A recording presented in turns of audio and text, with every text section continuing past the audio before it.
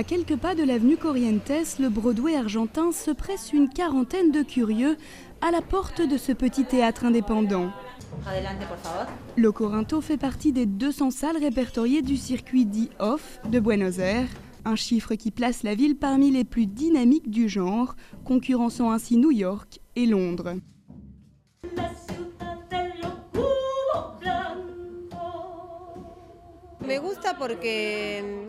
J'aime bien parce qu'on se sent proche des acteurs, il y a plus d'intimité. Ce ne sont pas des salles trop grandes. Né dans les années 30, après le premier coup d'État militaire, ces planches offraient un espace pour critiquer en filigrane le régime en place. Sous la dernière dictature, le théâtre expérimental a dû chercher la clandestinité, se produisant en cachette dans les maisons privées, les garages ou les usines. Aujourd'hui, sa forme et son histoire font le succès de ce théâtre indépendant. Il est même devenu l'une des attractions du pays.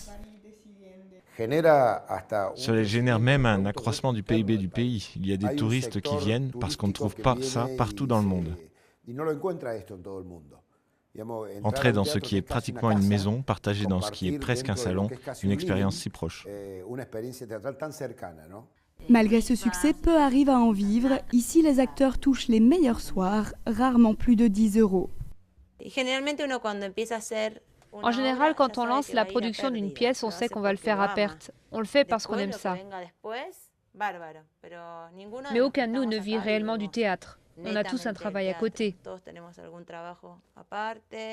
Si le gouvernement finance actuellement 70 salles dans la capitale, d'autres se financent essentiellement en donnant des cours, comme le Sportivo, un incontournable à Buenos Aires établi dans un ancien dépôt d'ambulance.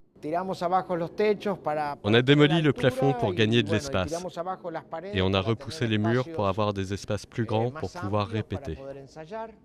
Le public de Richard Bartis dépasse désormais largement les frontières du pays et ses pièces sont devenues des classiques. Et c'est alors que s'invente sous les feux de la rampe le off du off.